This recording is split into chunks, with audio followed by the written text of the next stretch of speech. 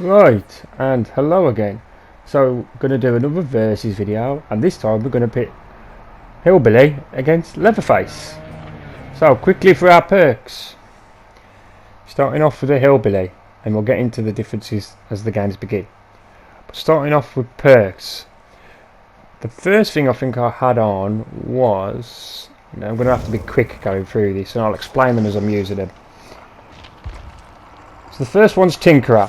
That allows me to know when a generator is done 70%, and it makes me undetectable. The second one is Hex Ruin.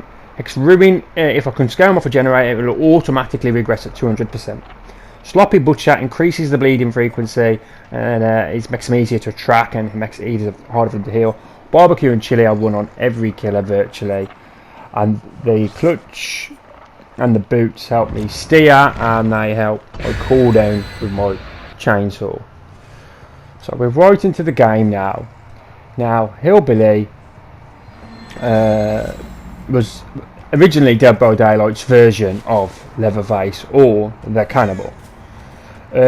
Significant differences despite the fact that they both use a chainsaw. So Hillbilly has the chainsaw sprint. So what this gives him is superb mobility and potentially superb map pressure. Right, so we're just going to rev this chainsaw, and straight away we get a chainsaw down because he was out of position, to be fair. Then you get the bar at the bottom of the screen. When that's full, that's when you'll bust into a sprint. That right there, that little explosion by that generator, that's Tinkerer.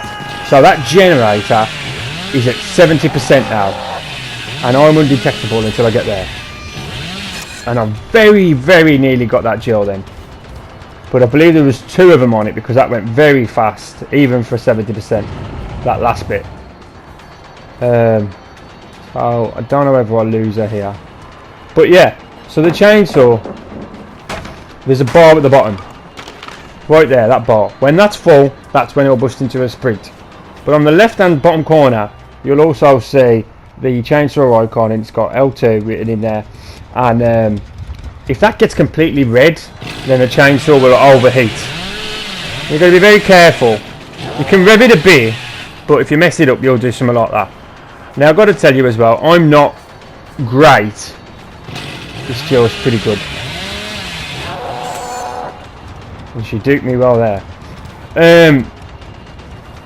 I'm not a Hillbilly main.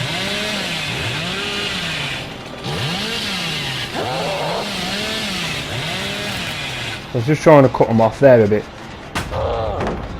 And the other thing is, after he's done a chainsaw sprint, he has a slight little bit of a cooldown before he can use his regular attack. So I'm going to try and switch it up, and I'm going to try and go for the David because the Jill was juking me a bit. And I don't know whether I'll do much better with the David, to be fair. But the true power.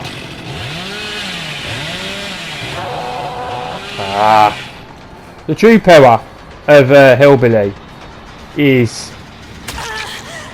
his ability, and there is two of them. See, so working together really well. This is the difference between good survivors and bad survivors. Right, these survivors are not bad at all. But then again, having said that, I'm using a killer that I'm not really all that confident with, to be, if I'm being honest with myself. There's another Tinkerer proc, so this is really helpful for a killer. And for someone like Hillbilly, you can potentially get over there. And you get a little bit of a cooldown every time you hit something. I couldn't really not hit that. I'm probably not going to get over there in time.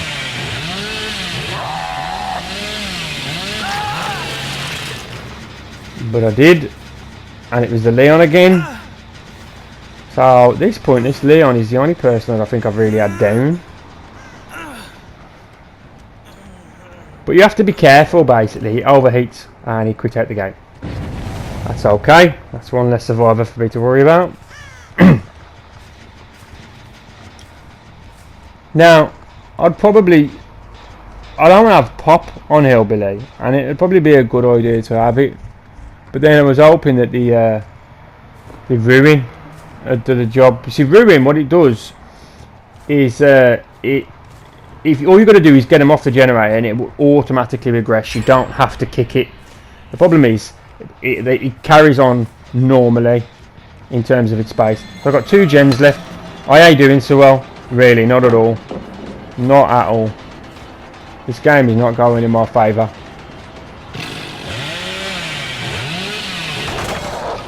So you can use your chainsaw just to take out pallets. It's probably not actually worth doing it like that. And she was able to juke that at the last minute. So you can see he's more committed to whatever angle he's at, and that's one of the major differences between him and Leatherface. But it's hard to say which one's truly better and which one isn't. That's ruin. So I have no insta-gen regression anymore if I scale them off the gens. All I've got is Tinkerer. So I've only got 3 perks now. And I was really surprised that didn't hit. And I keep going for these chainsaws because I actually have a what's it to do with.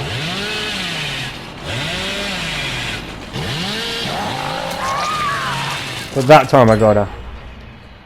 So now there's 1 gen. 1 gen. But we're not going to give up. We're going to hope for the best and do what we can.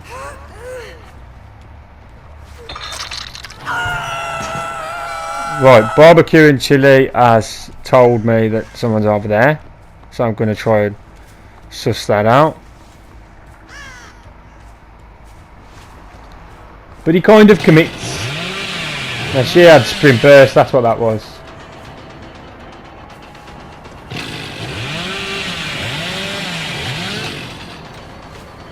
Now you can see the red bar. If I carry on doing it like that, it's going to overheat and I'm going to get buggered. I have no idea how that missed.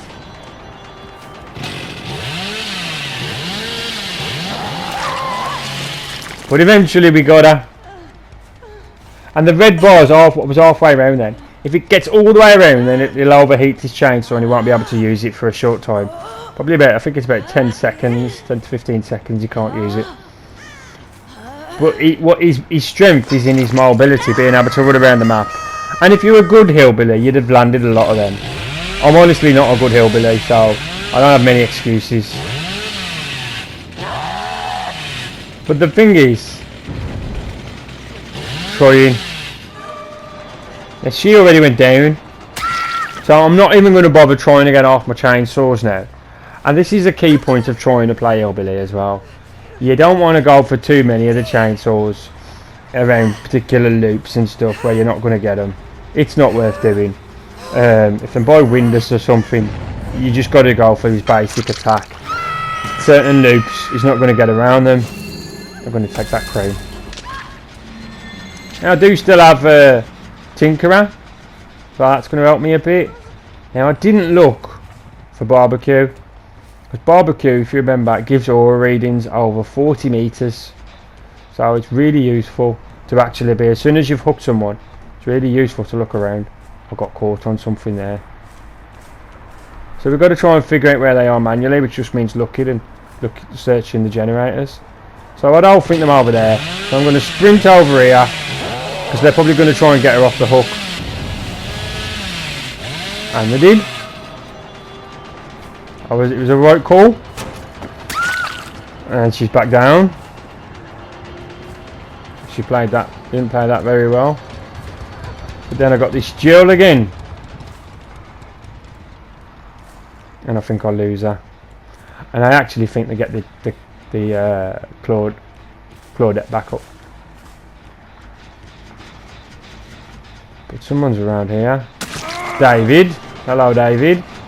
And it throws them off because at the beginning of the game, because I was trying to get me a little archive achievement, I kept going for the chainsaws because I needed 4 in a match.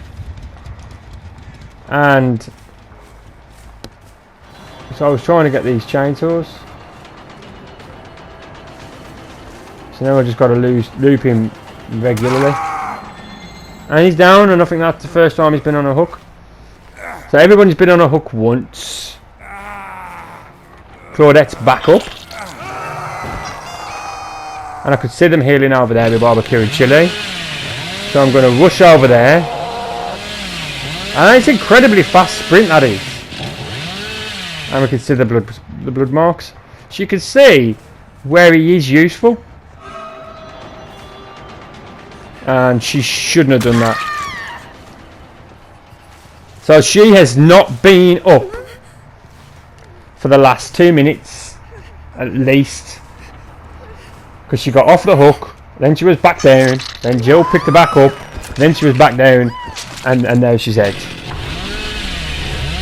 So now there's just Jill and David. Now I figured Jill would be going for the David save. I'm confident she is. It's important to note the hatch is there. The hatch is an easy escape. So I'm sure there she is. So I'm just going to give her a smack.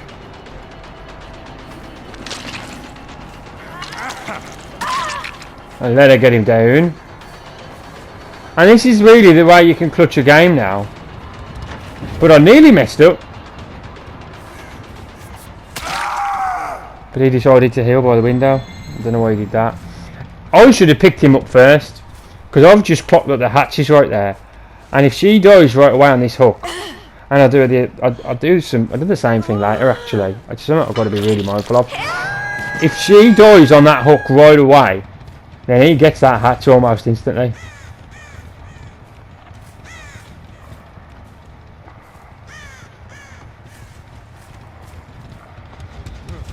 See, he's sitting on it. If she died, if she hadn't have struggled, and if she'd have known that hatch was there, she could have let herself die and he'd have got a free escape. But there you go. That's essentially the Hillbilly gameplay. So he sprints around, he's got great mobility, he can insta down you. He's not as good as he used to be. But he's good. He's a very efficient and effective killer. Even after his nerf, and he has been nerfed because of the overheating, he never used to overheat. Even after that, he's an efficient chainsaw wielding killer. His map mobility is excellent. He can get around the map in a way that a lot of other killers can't, which you'll see in the next game. He has far more map pressure. When you say map pressure, it's just the ability to get around the maps. Obviously on indoor maps and stuff he's going to struggle a lot more, and there was a lot of them things sticking up and stuff around, so he can struggle. But let's look at Leatherface now. So for Leatherface, I'm running Pop Goes the Weasel. So when I kick a gen, it regresses 25%. This is after I've got a hook. After I've got a hook, when I kick a gen, I get 25% regression on it. So if it was 99, it's now 75. It's a really useful perk. Fantastic on the Nightmare because he can teleport straight to them. I've also got, I believe that next to that is Barbecue and Chili. So Barbecue and Chili is the aura reading perk. I've run it on virtually every killer. It allows aura reading, and it increases my blood point yield. If I hook all survivors, I get 100% bonus blood points. And I run it for the blood points more than anything. I'm running Monitor and Abuse. I don't know if I should be running this on Leatherface, but Monitor and Abuse decreases my terror radius by 8 meters outside of a chase, and it increases it by 8 meters in a chase. It's useful for just trying to sneak up a bit. And then Infectious Fright. If I down a survivor by any means, anyone within my terror radius will scream and reveal their location, and you'll see that come up. And then we're running Spark Plug, which increases the charges and how quickly they come back, and the award-winning Chili, which moderately increases the dash duration. And then I've got my cake, and I'm trying to do these. So we'll get into the game and we'll look at the difference between Leatherface and Hillbilly. Now they've sent me to Ormond Resort. This is really, this is a horrible map. I've not heard of any killer main really being pleased to play this map. Might be the middle bit. So actually, I've got to mention, I've got something up with my pad at the moment. I've got 2 pads and neither one of them are perfect. One of them's jittery around the left, and it forces my camera to kind of twitch to the left, and then the other one, it just shorts out on the forward, and I'm not moving forward properly. So right now I've disconnected my controller, and it actually goes against me a bit because I lose what I probably would have had an easier chase there. But I disconnect my controller and put a different one in, because that one wasn't moving forward right, and I can't chase if I can't move forward right. So there was somebody there. I did see them briefly. I remember seeing them when I played the game, but I'll kick that gen. So Leatherface's power, he doesn't have the sprint. Leatherface has a sweep. He just runs forward in a sweep, and he also has charges. You can see he's got the number 3 on his power icon in the bottom left hand corner. So you have 3 potential sweeps. You don't want to use them if you don't need them all, but basically when he's towards the end of a sweep, about 3 seconds in, you can press the button again and you'll add an additional sweep, and that'll be and then you can count to 3 again and then press it again and get an additional sweep. So we can get a lot of distance off his chainsaw. The other really important thing about Leatherface's chainsaw is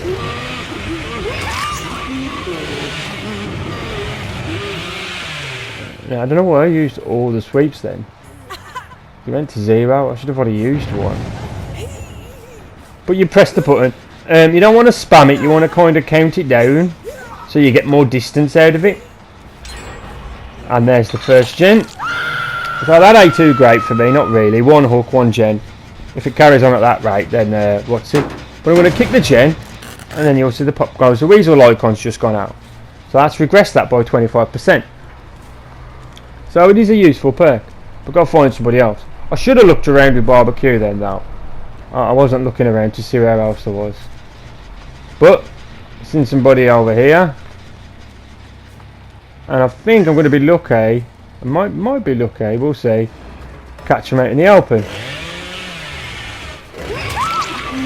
That's 2 real quick downs. Now that proc over there was the other survivor on the hook, and that was Infectious Fright. So Infectious Fright is a really good perk on any character that can get an insta down. So I'm going to do it again. I'm going to hook them, and I'm going to use pop on that generator, or at least I think I am. But we'll have a look round, and we've seen that they're over the far side of the map. So I've got an idea where they're heading. I'm going to try and get over there. Now the difference is as well, I don't have an achievement or anything like that for trying to get these chainsaws with Leatherface. So I could, if I wanted to, just go for the M1 attack. But if you've got an insta down, you should try and use it really. So here we go. I'm going to try and get her. And I got her. So you can see to a degree it's easier to get the chainsaw hits with Leatherface than it sometimes is with Hillbilly. Because with Hillbilly you've got to have them in your line of sight and be more or less right on top of them already, and keep tilting your camera to make sure they're there.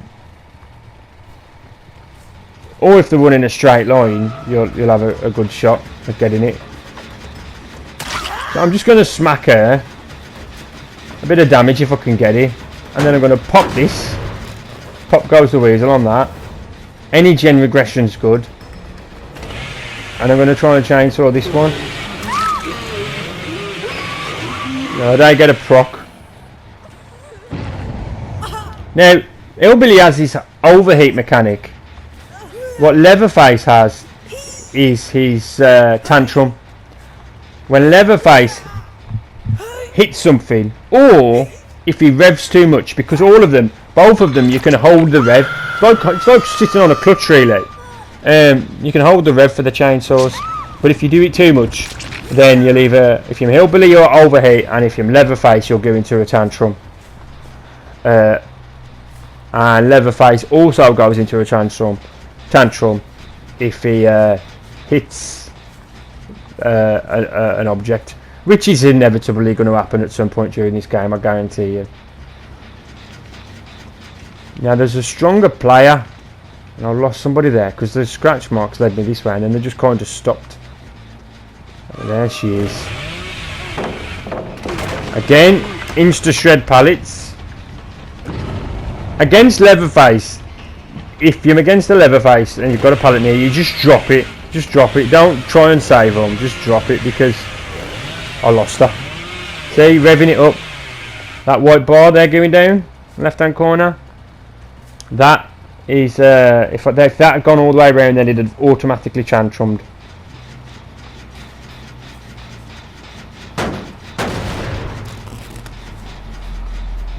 I'm having trouble finding him. It's such a big map, and with the snow on the floor, it kind of hides the scratch marks a bit.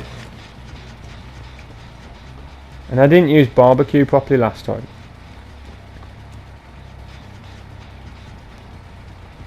So I've just got to have to again look around manually.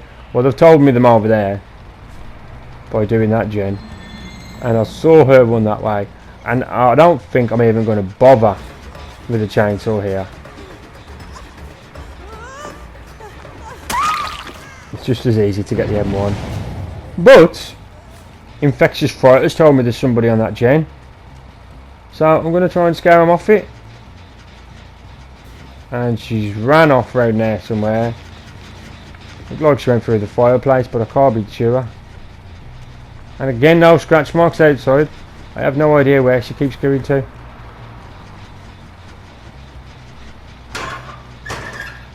She ain't in the locker, I can see that. There's another gen. So I've got one gen left. So I'm in a similar position to Hillbilly, where Hillbilly was. And the only thing really to do is find this bloody Megan and hook her up.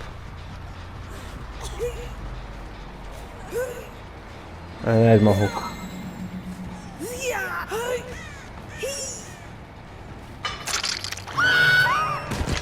And she's down. Right, they're all over towards the back, but there is somebody here.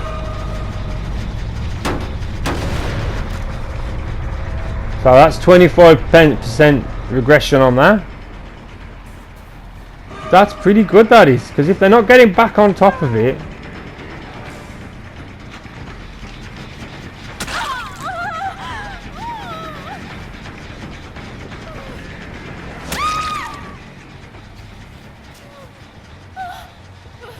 Now, this is something that I'm going to demonstrate to you now, something fundamentally so different between their two powers. Now, it doesn't go perfectly to plan, but that's down to a perk.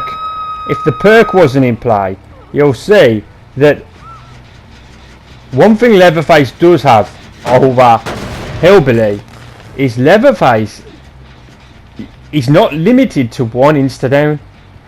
So if you watch, I look down here and there's scratch marks, and I've seen her go into my basement. So I'm going to start revving my chainsaw right now. I'm going to start my sweeps, and I actually hit both of them. I hit both of them. Now, as it happens, the person that did the unhook was using something called borrowed time, and borrowed time means the other person, when they get off the hook, if you try and down them, they'll get basically a free hit. They'll get a free hit on you. They'll be endurable for the bit. If they wasn't running that, then both of them would have been down there, and then I'd have had two people in the basement. So what this is really important for is to basically now that was unlucky. This is his tantrum, and it goes on so long. It's so punishing when you hit something. So I'm going to leave her and see what's going on with this basement play. See if there's another basement play. And the back out, look. And she's down. Now, I sure I did have an infectious fright infectious fright proc there. But I don't know whether to get the most out of it or not. I was hoping I could have got that Megan. So one's over there. I don't know where the other is. That gen has almost completely regressed now, and it was nearly done. It was nearly done. But I'm working on this one. So I've got to put my... Pop goes the weasel onto that. They've just got her off the hook. So I'm going to come this way.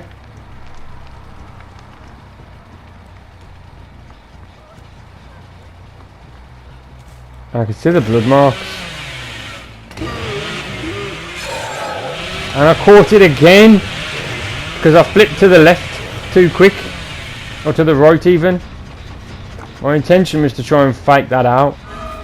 Make it look like I was going to go forward and then go back.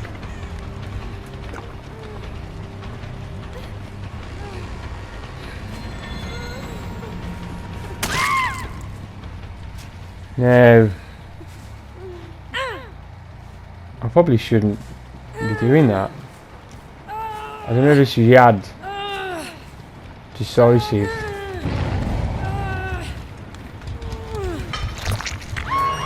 So them over on that far gen. You can see them both running over to it there. So we're going to try and scare them off that. They still want that gen because that one in there completely regressed. And they get it. They get it. That's it. But she's injured. And Infectious Fright has just told me that she's already on the exit gate.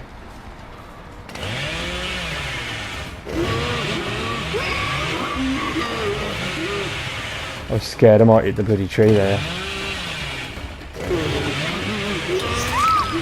And we got her. Now, interestingly enough, the last game ended with David sitting on the hatch. The difference is I knew the hatch was there that time. I made a bad play leaving him on the ground. I should have hooked David first. Interestingly enough, I can hear her, but I'm not sure exactly where she is. She's over here, sitting on the hatch.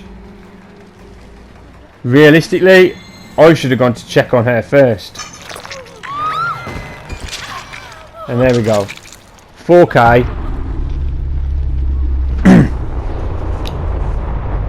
And they had incredible pop goes the weasel value there. But there we have the chainsaw boys, Hillbilly and Leatherface. Up to you to decide which is really better. Do you want to be able to kind of insta-down multiple survivors at once? Do you want the mobility of being able to sprint around the map? It's hard to say which one is the better killer, but they are both very powerful.